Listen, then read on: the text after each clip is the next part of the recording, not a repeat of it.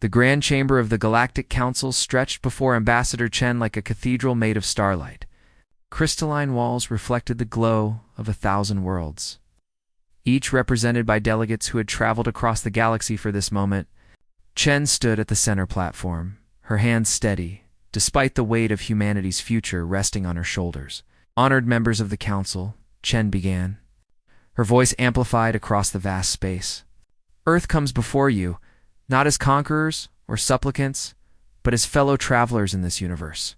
We have much to learn, and perhaps something to offer in return. Behind her, holographic displays showed Earth's achievements, cities that touched the clouds, medical advances that had eliminated diseases, art, music, and literature from 1,000 cultures. The first human colony on Mars, thriving with 50,000 souls. Chen watched the council delegates, trying to read their reactions.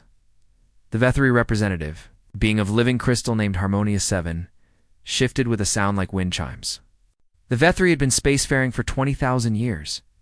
To them, humanity's 2 centuries in space were nothing more than a child's first steps. Your species shows.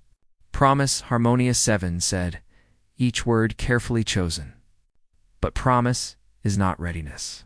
The council has standards that must be maintained. Chen felt her chest tighten, but kept her expression neutral. She had expected resistance. Earth's intelligence services had warned her that the elder races viewed newcomers with suspicion. But she had hoped that humanity's peaceful expansion, a respect for alien cultures, would count for something. The Seeker delegate rose next. The Seekers were ancient beyond measure, their bodies hidden within environmental suits that had been old when humans still lived in caves. No one knew what they truly looked like. They communicated through synthesized voices that somehow conveyed coldness despite their mechanical nature. We have observed your species closely, the Seeker said. Your history troubles us. Warfare, exploitation, destruction of your own environment. These are not the marks of a stable civilization. We've grown beyond those mistakes, Chen replied, keeping her voice respectful but firm. Every species faces challenges in their development. We learn from our errors. Our world is healing. We have maintained peace for 3 generations. 3 generations, a new voice boomed across the chamber. The Drachner representative, General Krath, stood at his full height of 3 meters. His scaled body gleamed under the chamber lights, and his forearms gestured with barely contained aggression. The Drachner hegemony has maintained order for 8,000 generations. Your peace is an eye blink, a moment of calm before the storm that always comes with your kind. Chen had researched the Drachner extensively. They ruled through military might, controlling 16 vassal species through a combination of protection and intimidation. Of course, they would oppose Earth's membership. Humanity represented a different philosophy, one where strength came from cooperation rather than domination.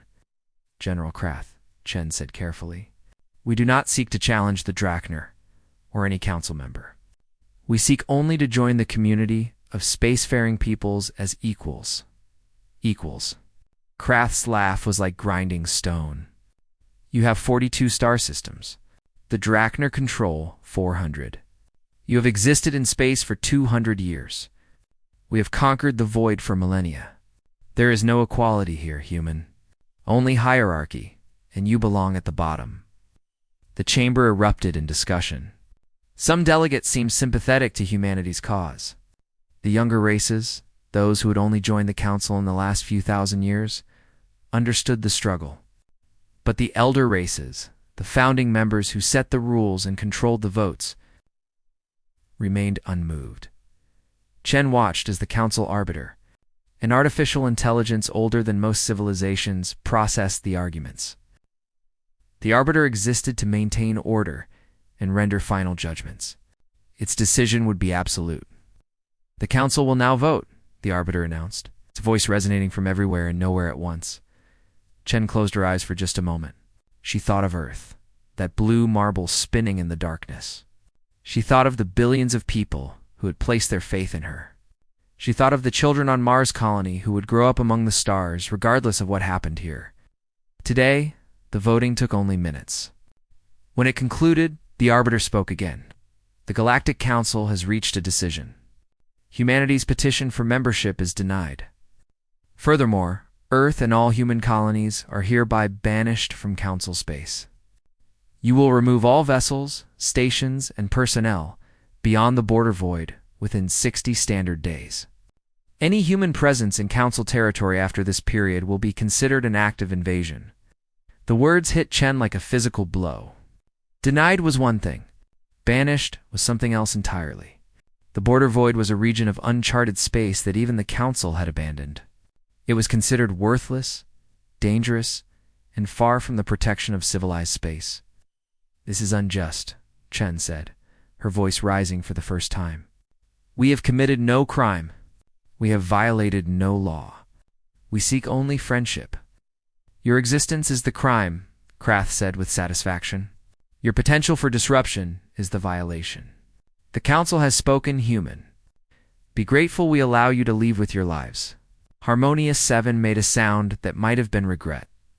Perhaps in another 1,000 years, if your species survives, you may petition again. Until then, the border void is your home. May you find wisdom in isolation. The Council guards, towering beings in armor that could withstand starship weapons, approached Chen's platform. The message was clear. Leave now, or be removed by force. Chen gathered her materials with steady hands. She refused to show fear or anger. As she walked toward the exit, she passed dozens of delegates. Some would not meet her eyes. Others watched with what might have been pity. A few, mostly from younger races, gave subtle gestures of support. At the threshold of the chamber, Chen turned back one final time. The Council had already moved on to other business, as if humanity had never existed at all. You will hear from us again, Chen said quietly, though she knew the Arbiter would record every word. Not as supplicants or conquerors, but as something you cannot imagine yet. Thank you for this lesson, Council. You have taught us that we must forge our own path. The journey back to Earth took 3 weeks. Chen spent most of that time in her quarters, preparing her report for the Terran Assembly. When her ship finally entered orbit around the blue planet, she felt both relief and determination. Earth had been rejected by the galaxy's elite. The Council had cast humanity into the darkness beyond civilization's reach. But Chen smiled as she looked at her homeworld. The Council had made a critical error. They had judged humanity by their own standards, never understanding that humans had always thrived when pushed to the edges. Isolation would not break them. It would forge them into something stronger. Banished from the Council. Earth builds not just a fleet, an empire of its own. Part 2. Beyond the Void, Commander Sarah Okafor checked her ship's sensors for the 3rd time in an hour. The readings remained impossible, yet there they were, displayed across every screen on the bridge of the TES Pathfinder. The border void, which the Galactic Council had described as empty and worthless, was anything but. Commander, I'm detecting another structure, Lieutenant Park announced from the science station. That makes 17 in this sector alone, all showing similar energy signatures to the first installation we found. Sarah leaned forward in her command chair, studying the holographic display. The structure was massive, easily the size of a small moon. Its architecture was unlike anything in Council records, all smooth curves and crystalline spires that seemed to grow organically from its metallic surface. How old? Sarah asked. Preliminary scans suggest at least 50,000 years, Park replied, wonder evident in his voice. Maybe older. Commander, whoever built these was more advanced than the current Council races? And they built hundreds of them out here. Sarah smiled. 6 months had passed since the Council's banishment. 6 months since Ambassador Chen had returned to Earth with news of humanity's exile. The Terran Assembly had responded not with despair, but with determination. If the Council considered the border void worthless, humanity would prove them wrong, and they had. Every week brought new discoveries. Ancient installations filled with technology waiting to be unlocked. Resource-rich asteroid fields that made Sol's mining operations look primitive. Planets capable of supporting life, abandoned and unclaimed. But the most important discovery had come 3 weeks ago.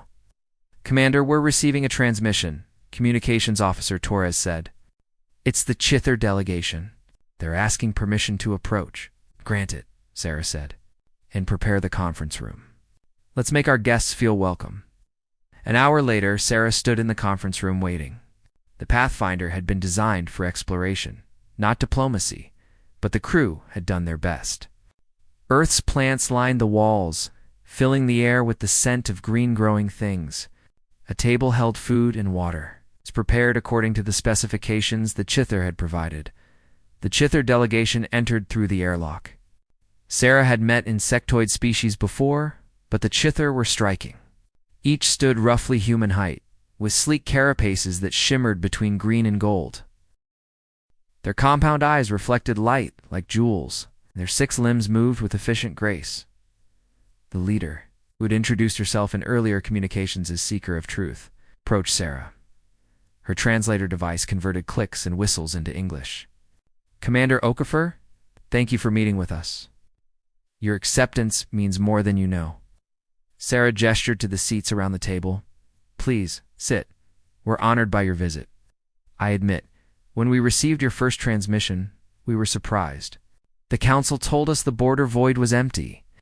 Seeker of Truth's mandibles clicked in what Sarah had learned was amusement. The Council knows we exist. They simply do not care. The Chither once petitioned for membership 600 years ago. We were deemed too primitive, our technology too far behind their standards. We're told to return to our home system and develop further. But you stayed, Sarah said. Stayed. Seeker of Truth confirmed. What choice did we have? Our star was dying. The Council offered no aid, no refugee status, nothing. So we fled here to the region they considered worthless. We found ways to survive. We are not alone. Others are here too, all exiled or forgotten by the Council's grand civilization. Sarah felt anger rise in her chest.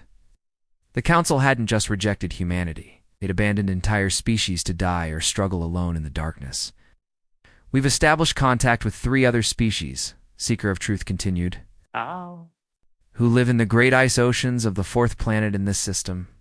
The Varaxi nomads who travel in generation ships because the Council claimed their homeworld for resource extraction, and the Quinn, who hide in the nebulae to avoid Council slavers. All of us, forgotten peoples. You're not forgotten anymore, Sarah said firmly. Earth wants to help. We have medical technology, agricultural knowledge, defensive capabilities. We're not here to exploit the border void. We're here to build something better than what the Council offered us. Seeker of Truth was quiet for a moment. Why? What do you gain from helping us? Sarah thought carefully about her answer.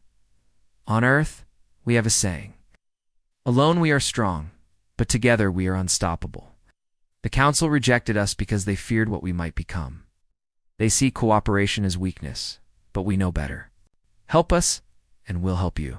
Not as masters and servants, but as equals working toward the same goal. And what goal is that?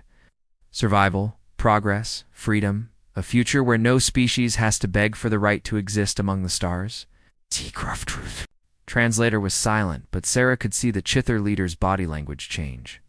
The tension that had been present since the delegation arrived began to fade. I must consult with my people, Seeker of Truth said finally. But I believe they will be interested in what you propose. The Chither have been alone for too long. Perhaps it is time to try a different path. Over the following months, Sarah's mission expanded beyond exploration. The Pathfinder became a diplomatic vessel, traveling between the scattered settlements of the forgotten peoples.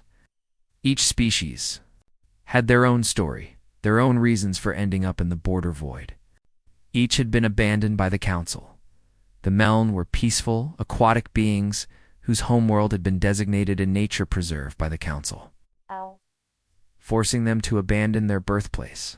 They had adapted to living in artificial habitats, but longed for stable homes. The Varaxi were wanderers by choice now, but that choice had been forced upon them when the Council strip-mined their planet for rare elements. They lived on massive ships that were part vessel, part city, always moving. The Quinn were former Council, members who had spoken out against the Elder race's corruption. For their honesty, they had been exiled and hunted. They survived through secrecy and constant vigilance. Sarah listened to all their stories. She shared Earth's history too, not hiding humanity's mistakes, but showing how they had grown beyond them. She offered help without conditions and friendship without demands. Word spread quickly through the border void. The humans were different. They didn't conquer. They didn't exploit. They offered partnership.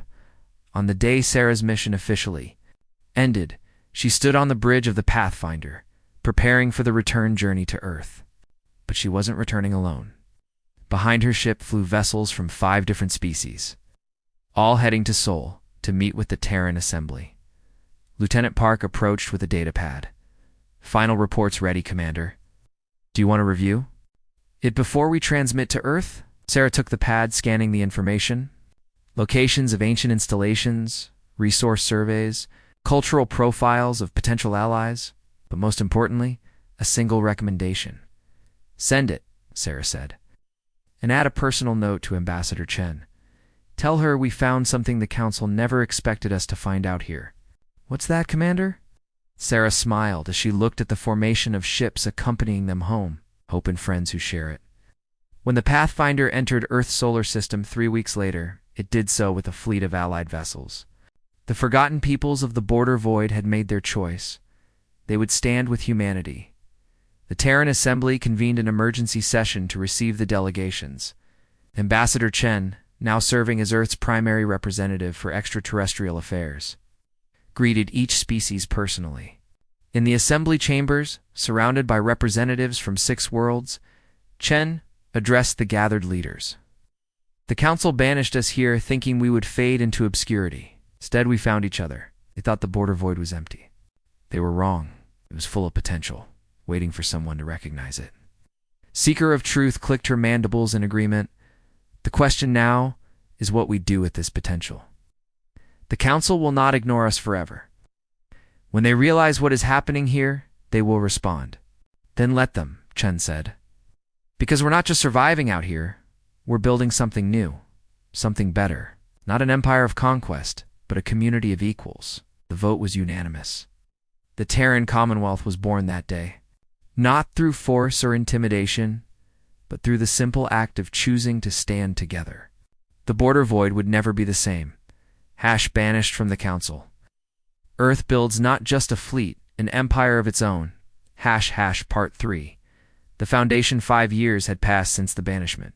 Admiral Marcus Webb stood on the observation deck of Unity Station, watching ships from 15 different species dock at the massive facility. The station itself was a marvel. Built around one of the ancient installations humanity had discovered in the border void, where the original structure had been abandoned and dormant. Human engineers and their new allies had brought it back to life. Unity Station was now the beating heart of the Terran Commonwealth. A structure so large it had its own gravity generators and could house over 2 million beings. Its spires reached out into space like the branches of a great tree, each one a docking port, manufacturing center, or residential district. Impressive, isn't it? A voice said behind Marcus. He turned to see Dr. Amara Osei, director of the Commonwealth's Scientific Research Division. She carried a data tablet and wore the excited expression she always had when discussing her latest discoveries. Every time I look at it, I can barely believe we built this in 5 years, Marcus admitted.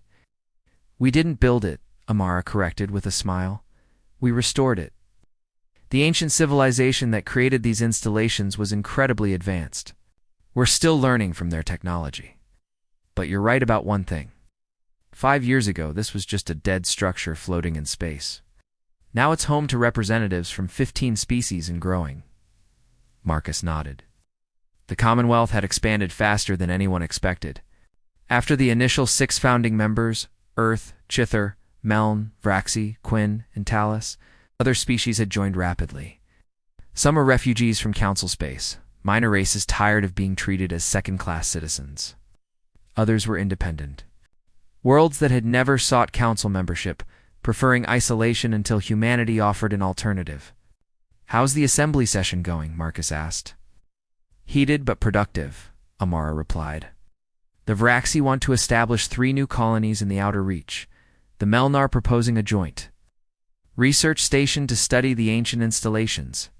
And the latest applicant species, the Kesh, Just arrived for their membership hearing. Marcus checked his chronometer.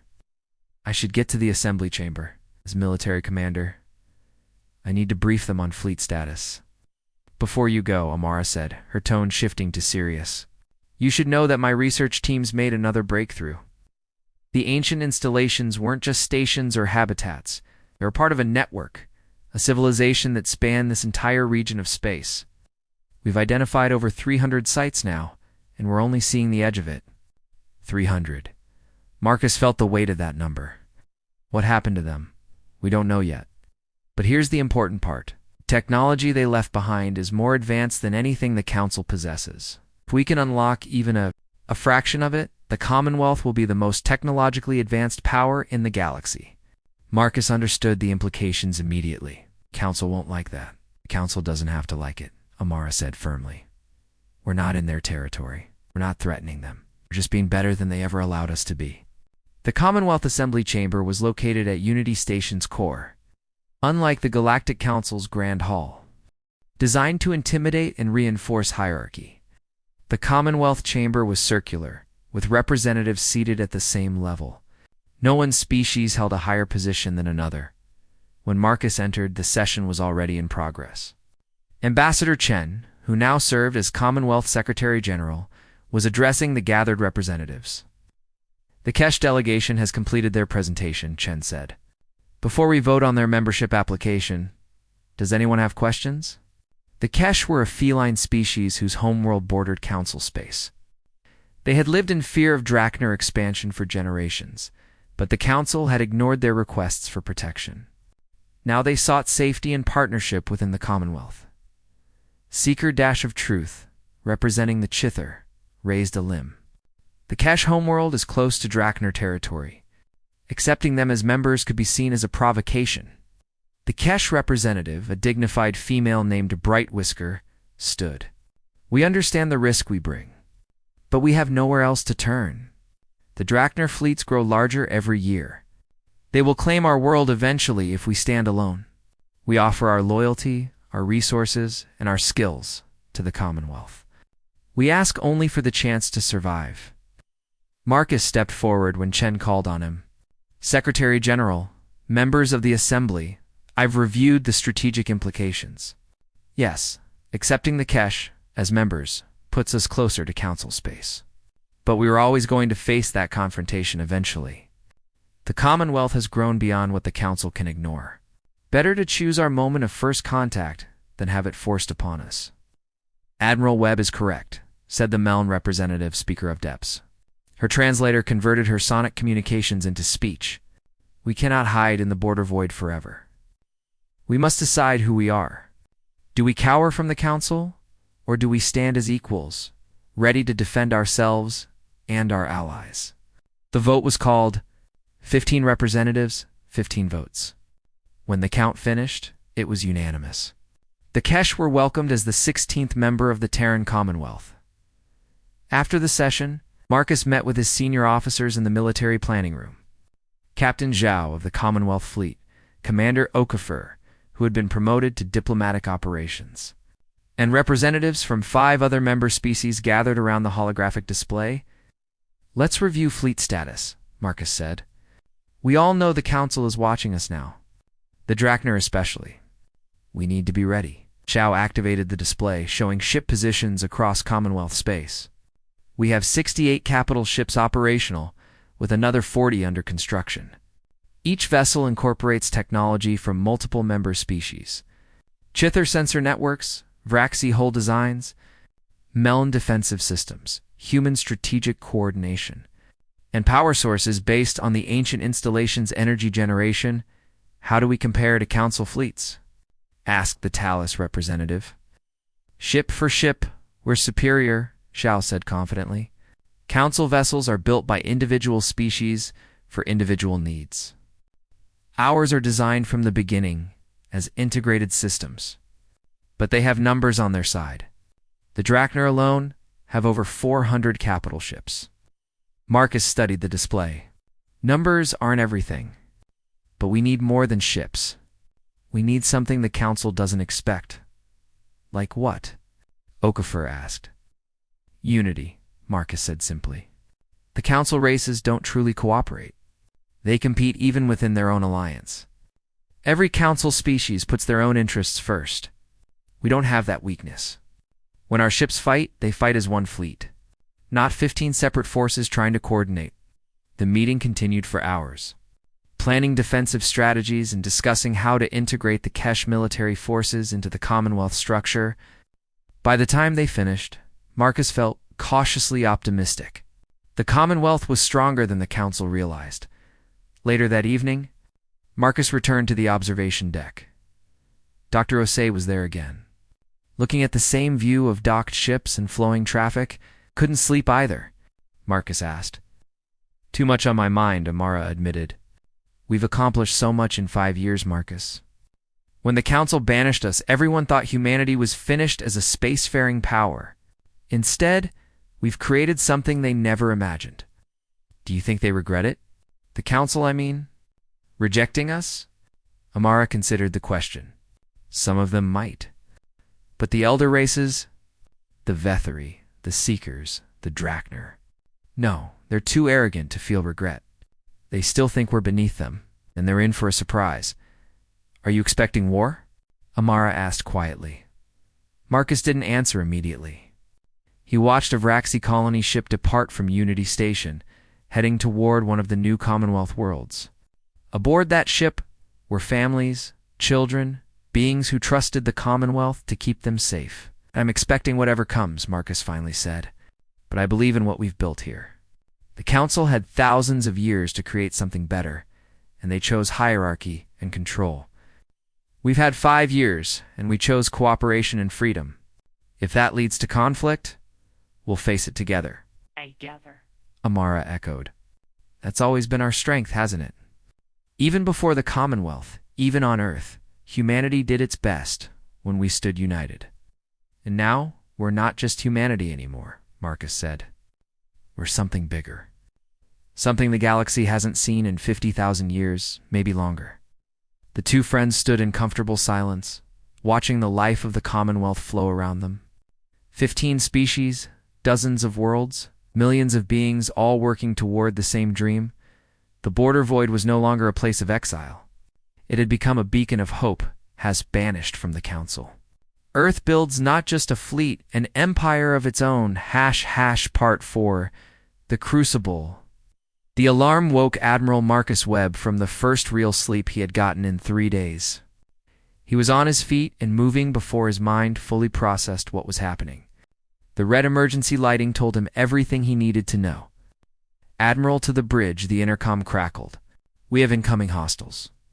Multiple signatures. It's the Drachner. Marcus ran through the corridors of his flagship, the TCS Defiant. Crew members rushed to battle stations with the discipline of constant training. Within 2 minutes, Marcus was on the bridge, strapping into his command chair. Report, he ordered. Captain Zhao pulled up the tactical display.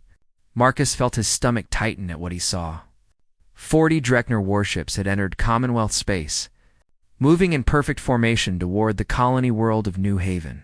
The planet was home to over 3 million beings, mostly Kesh refugees who had settled there in the past 2 years.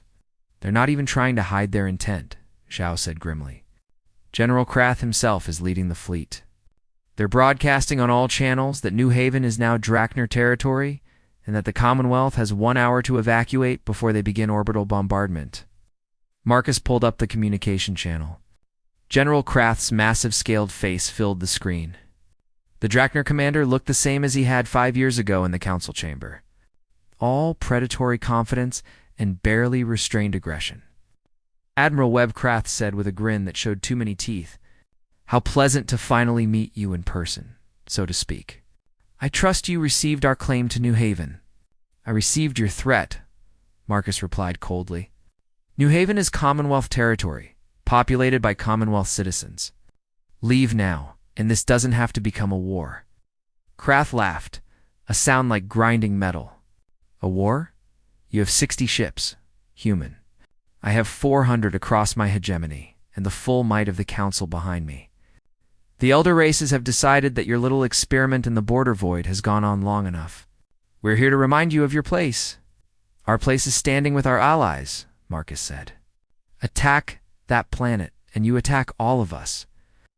Then you will all die together. How touching. Krath cut the transmission. Marcus turned to his communications officer. Send the signal.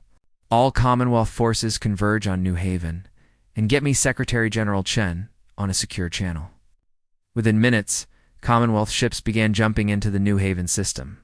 The Chithar contributed their fast attack cruisers, bristling with weapons that could tear through armor like paper. The Melns sent their defensive platforms, massive vessels designed to absorb incredible punishment. The Vraxi arrived with their carriers, each one holding swarms of smaller fighters. The Talus brought their heavy battleships. Slow, but nearly indestructible. And Earth sent its fleet. Ships that combined all the best elements of their allies' designs with human. Nice. Strategic thinking. Chen's face appeared on Marcus's screen. I've been watching the feeds. The entire Commonwealth is behind you, Admiral. Every species has committed their forces. Whatever happens today, we face it together. I won't let them take New Haven, Marcus promised. I know you won't. But Marcus, this is bigger than one battle. The Council is testing us. They need to know if we'll fold under pressure or if we'll stand firm. Make them understand who we are. The Commonwealth fleet assembled between New Haven and the Drachner Armada. Marcus counted 68 capital ships, plus over 200 support vessels and fighters. They were outnumbered but not outmatched. Open a channel to all Commonwealth ships, Marcus ordered. All commanders, all crews. When the channel opened, Marcus took a breath. He thought about the journey that had brought them here. The Council's rejection. The discovery of the forgotten peoples. The building of unity. Station. 5 years of hope and hard work. This is Admiral Webb to all Commonwealth forces. Today, the Drachner came to our space expecting an easy victory. They thought we would scatter at the first sign of real opposition. They thought wrong. We didn't come to the border void to hide. We came here to build something better than what the Council offered. Today, we prove that our way works. Today, we show the galaxy that cooperation is stronger than conquest. Every species, every ship, we fight as one. For the Commonwealth. The response thundered across the communication channels. Dozens of species, hundreds of ships, millions of voices, all united in a single word. Commonwealth. The Drachner fleet advanced. Marcus gave his orders. Begin formation Delta 7. Chithar ships spread out and provide sensor coverage. Meln vessels formed the defensive line. Vraxi launch all fighters. Human ships prepare for precision strikes. Everyone remember your training. We've practiced this 1,000 times. Now we do it for real. The Battle of New Haven began with a display of tactics the Drachner had never encountered. Instead of meeting them head-on in a traditional ship-to-ship engagement, the Commonwealth fleet moved like a living organism. Chithar sensors fed information to every ship simultaneously. Meln defensive platforms projected shields that protected entire squadrons. Vraxi fighters harassed the Drachner flanks. While human capital ships struck at weak points with devastating accuracy, the Drachner responded with overwhelming firepower. But their ships fought as individuals. Each captain sought personal glory. Each commander acted independently. The Commonwealth had no such division. When a Meln shield ship took too much damage, Vraxi fighters immediately covered its retreat. When Chithar sensors detected a vulnerability, human ships exploited it within seconds. General Krath watched his perfect formation disintegrate into chaos. He had expected the Commonwealth to break and run. Instead, they fought with a coordination his forces couldn't match. All ships concentrate fire on their flagship, Krath ordered. Kill their admiral, and they'll fall apart. 20 Drachner warships turned their weapons toward the Defiant. Marcus watched the incoming fire and smiled. This was exactly what he wanted. Now he said calmly. A dozen Melon shield ships jumped directly in front of the Defiant, their overlapping defensive fields absorbing the barrage. At the same moment, Chithar cruisers appeared behind the Drachner concentration, their weapons already firing. The Drachner had extended themselves to target Marcus and left their rear vulnerable. The battle raged for 6 hours. Ship after ship took damage. The Commonwealth lost the Chither cruiser Swift Strike to a reactor breach. The Meln platform Unyielding fell when 3 Drachner battleships focused fire on it. The human destroyer Vigilant took a direct hit that killed half its crew. But for every Commonwealth ship damaged or destroyed, 2 Drachner vessels were disabled or forced to retreat. The ancient technology powering Commonwealth weapons proved superior to Council standard arms. The coordination between species created opportunities that no individual force could exploit. As the 8th hour of battle approached, General Krath faced a reality he had never encountered before. He was losing. His fleet had been reduced to 18 operational vessels. The Commonwealth still had over 40 ships combat ready. His warriors, the finest soldiers of the Drachner hegemony, were being outfought by a collection of species the Council had dismissed as irrelevant. All ships. Retreat, Krath ordered, the words like poison on his tongue. Fall back to Council space. As the Drachner fleet jumped away, the Commonwealth forces erupted in celebration. On every ship, crews embraced and shouted in victory. They had stood against one of the Council's most powerful military forces and won. Marcus slumped in his command chair, exhausted but satisfied. Captain Zhao approached with a damage report. Final count. 5 ships destroyed, 15 heavily damaged. 8,000 casualties across all species, Zhao reported. The Drachner lost 22 ships destroyed with estimated casualties over 50,000. Marcus closed his eyes. 8,000 lives. 8,000 beings who had believed in the Commonwealth enough to fight for it. He would remember every one. Get rescue teams to all damaged vessels, Marcus ordered. Priority to the ones with life support failures. And someone get me a channel to New Haven. They need to know they're safe. The face of Governor Brightwhisker appeared on the screen. The Kesh leader was crying tears of relief. Admiral Webb, we watched from the surface. We saw the fleet arrive, saw the battle. The Commonwealth kept its promise. You all kept your promise. That's what families do, Marcus said gently. We protect each other. News of the Battle of New Haven spread across the galaxy within days. The story grew with each telling. A fleet of rejected species had defeated the Drachner hegemony. The Border Void's forgotten peoples had proven themselves equal to the Council's finest warriors. On Unity Station, Secretary General Chen addressed the Commonwealth Assembly. Every seat was filled, and millions watched across the member worlds. Today we proved something the Council believed impossible, Chen said. We proved that cooperation defeats hierarchy. That unity is stronger than domination. That the right idea can overcome superior numbers. The Drachner came to show us our place. Instead, we showed them their limits. The assembly rose as one, applauding and cheering. But Chen raised a hand for quiet. This victory comes with a cost. 8,000 beings gave their lives defending our ideals. They came from 10 different species, 15 different worlds, but they died as one people. Commonwealth citizens who believed our way of life was worth defending. Chen paused, her voice thick with emotion. The Council will hear of this battle. They will see what we've become. Some will fear us. Some will respect us. And some, I hope, will begin to question the system they've supported for so long. In the Council chambers, thousands of light years away, an emergency session convened. Holographic reports of the battle played across displays. The assembled delegates watched in stunned silence as Commonwealth ships moved with precision and coordination that should have been impossible. General Krath stood before them, his scales dulled with shame. They fought like no enemy I have encountered. Every species supported the others. They had no glory seekers, no individual ambition. They fought as a single entity. Harmonious 7, the Vethary representative, chimed softly. Perhaps we made an error 5 years ago. Perhaps we should have studied these humans more carefully before casting them aside. The Seeker delegate synthesized its response. It is too late for perhaps. The Commonwealth is a reality now. The question is how we respond to it. And across Council space, on 1,000 worlds, younger races watched the recordings and whispered among themselves. If the forgotten peoples could stand against the Drachner, what else was possible?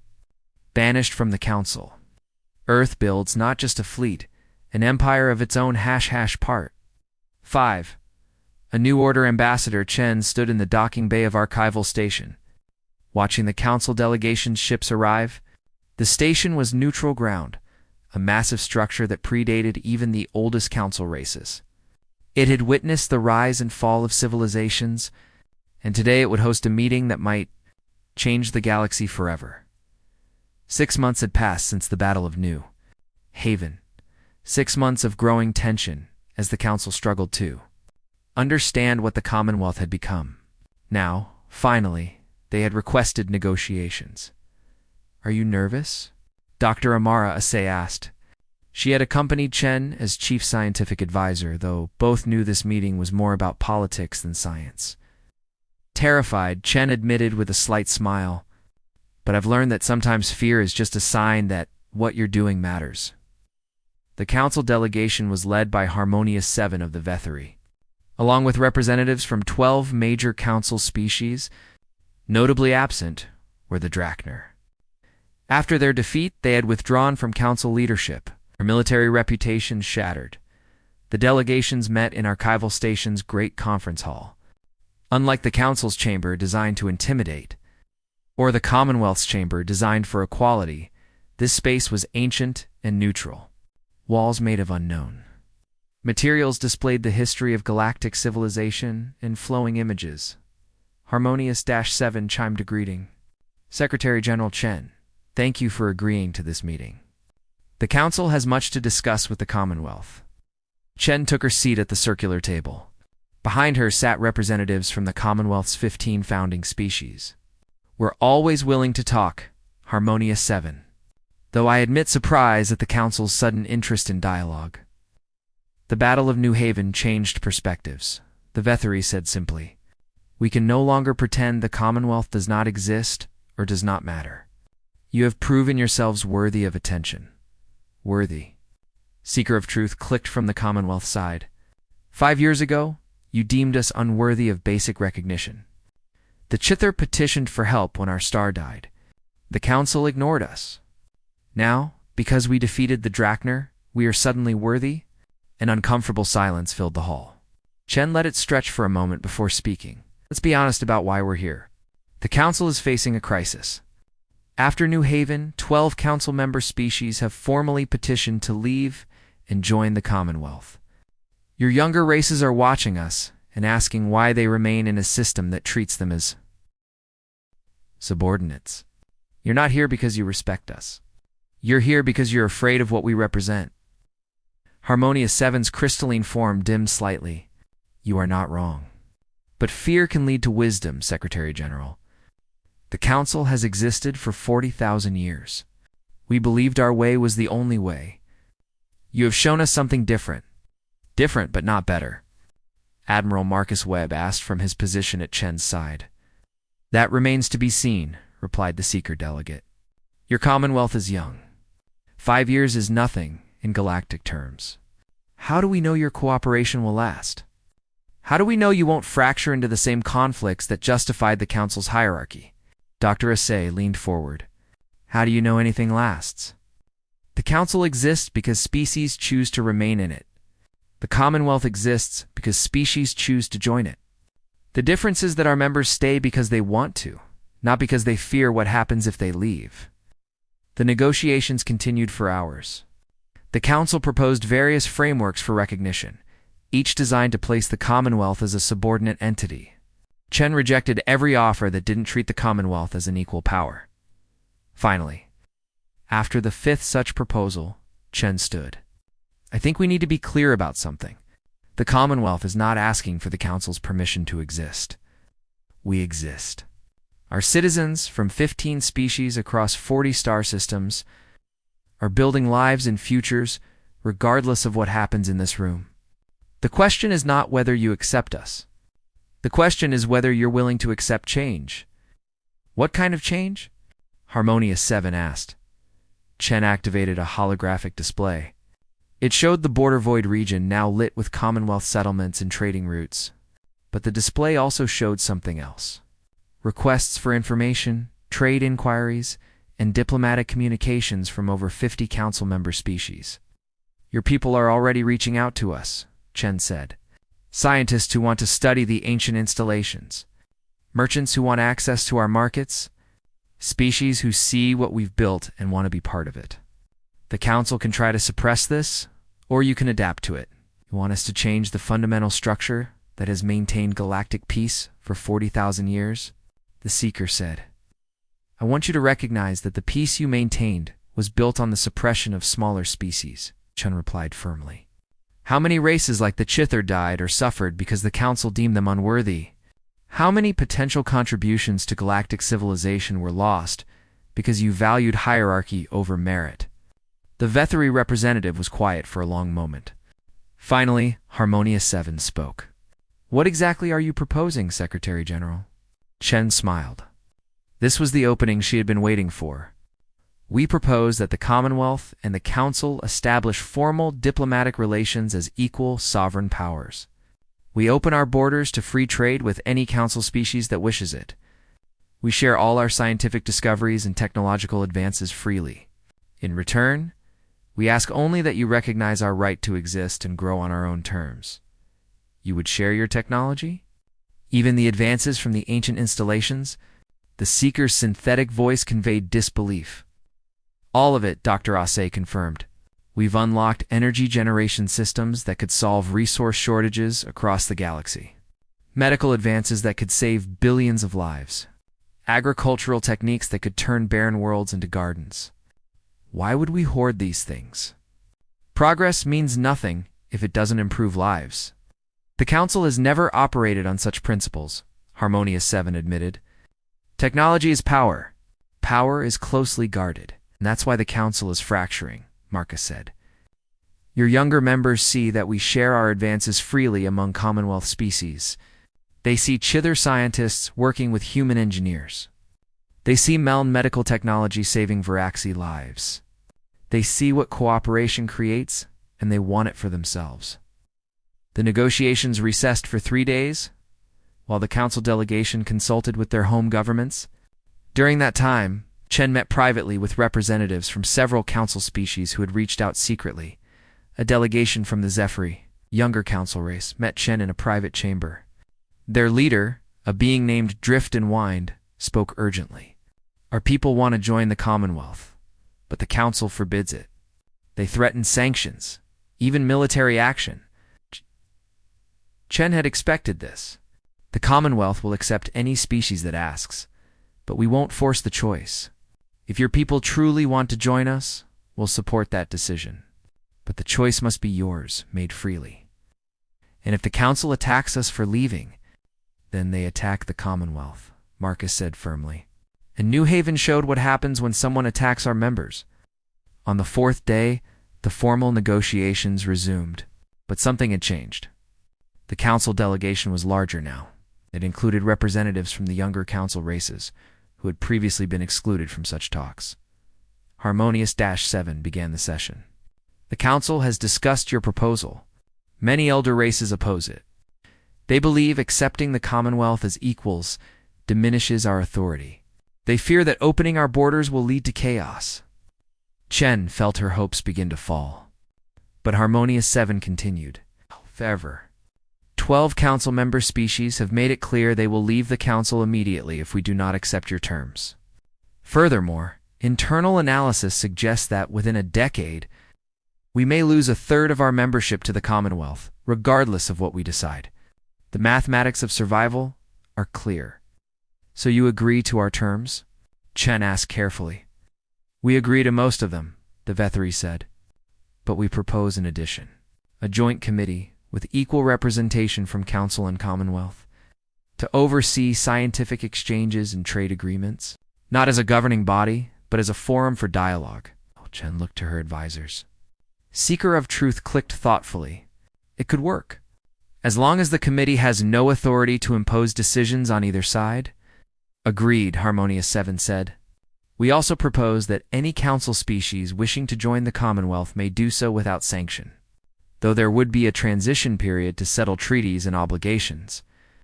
It wasn't everything Chen had hoped for, but it was far more than she had expected. The Commonwealth accepts these terms. The formal agreement was signed the next day. As Chen placed her mark on the document alongside the council representatives, she thought about the journey that had brought them here. 5 years of exile had become 5 years of opportunity, but it was what happened after the signing that truly revealed the change sweeping across the galaxy. Within a week of the agreement, 16 council species formally announced their intention to join the Commonwealth. They weren't abandoning their homes or fleeing oppression. They were choosing a different path, one based on cooperation rather than hierarchy. The council faced a choice: reform or become irrelevant. Over the following months, internal reforms began. The elder race's absolute authority was questioned. Younger species demanded representation in major decisions. The rigid hierarchies that had defined council structure for 40,000 years began to crack. 6 months later, Chen stood on Unity Station's observation deck, now expanded to accommodate the growing traffic. Dr. Asay joined her, carrying 2 cups of tea. "I've been analyzing the galactic situation," Amara said, handing Chen a cup. "At current rates, the Commonwealth will have more member species than the Council within 5 years. Not because we're conquering or absorbing them, but because they're choosing us. Do you think the Council will survive?" Chen asked. Amara considered. "In some form, yes. But it will never be what it was. We've shown the galaxy that there's another way. The Council was built on the idea that order requires hierarchy, that peace demands strong central authority. We proved that cooperation and equality can achieve the same goals better." "It wasn't just us," Chen said quietly. "Every species in the Commonwealth contributed. The Chither sensors, melon shields, Vraxi engineering, human strategy. No single species could have done this alone. It's always been the point, hasn't it? Together, we're stronger than any of us could be separately." They watched in comfortable silence as a massive Vraxi colony ship departed, heading toward one of the new Commonwealth worlds. Aboard were families from 7 different species, all traveling together to build a new settlement. On Earth, the Terran Assembly held a celebration. 5 years after banishment, humanity had not just survived, but thrived. The planet that the Council had dismissed now stood at the heart of an alliance that was reshaping galactic civilization. In schools across Commonwealth space, children of dozens of species learned together. Human children played with Chither younglings. Meln adolescents studied with Vraxi apprentices. A generation was growing up knowing cooperation as natural, hierarchy as outdated. The ancient installations continued to reveal their secrets. Dr. Osei's research teams, now including scientists from 30 different species, worked to unlock technologies that would benefit everyone. Energy sources, medical advances, agricultural improvements, all shared freely across the Commonwealth and increasingly with Council species who requested them. Admiral Webb retired from active military command, though he remained a strategic advisor. The Commonwealth fleet, now consisting of over 200 capital ships from 20 species, trained constantly but had not fired a shot in anger since New Haven. The sight of Commonwealth vessels on patrol was enough to discourage aggression, and in the council chambers, now reformed to give all species equal voice, a new generation of leaders emerged. They had watched the Commonwealth's rise and learned from it. They understood that the galaxy was changing, and they could either change with it or be left behind. Chen stood before the Commonwealth Assembly 10 years after Earth's banishment. The chamber had been expanded 3 times to accommodate the 57 member species now part of the Commonwealth. She was older, her hair gray, but her eyes still held the determination that had carried them through the darkest days. 10 years ago, the Council banished us here, Chen said. They thought the border void would be our grave. Instead, it became our garden. We found species the Council had forgotten. We discovered technology they had ignored. We built something they said was impossible. The Assembly listened in reverent silence. We didn't do it to prove them wrong. We did it because it was right. Because we believe that every species deserves dignity and respect. Because we know that together we can achieve what none of us could alone. Chen paused, looking across the faces of 57 species. The council rejected humanity because they feared what we might become. They were right to fear, but wrong about why. We didn't become conquerors or tyrants. We became something the galaxy had forgotten was possible. We became a community of equals, working toward a better future for all. The chamber erupted in applause that lasted for 5 minutes. When it finally subsided, Chen smiled. The Commonwealth doesn't stand in opposition to the Council. We stand as an alternative, as proof that another way is possible. Some Council species will join us. Others will remain and reform their own systems.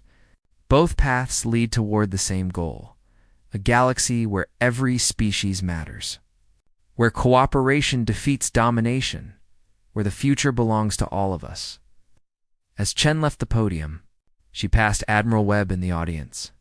He smiled at her, pride evident on his face. "Think they'll ever forgive us?" Webb whispered. "The Council, I mean. For proving them wrong?"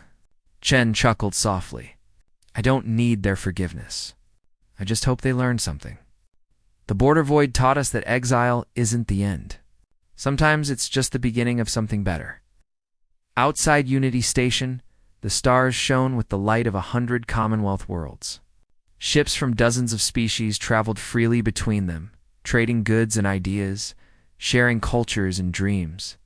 In the distance, Council space sparkled with its own lights. Smaller now, but also brighter as reforms took hold. The galaxy was changing. Not through conquest or revolution, but through the simple act of showing a better way. Earth had been banished from the Council, but humanity had built something greater than anyone imagined. Not just a fleet, not just an empire, but a vision of what galactic civilization could be when every voice mattered equally, and across the stars. That vision was spreading. One species, one world, one choice at a time.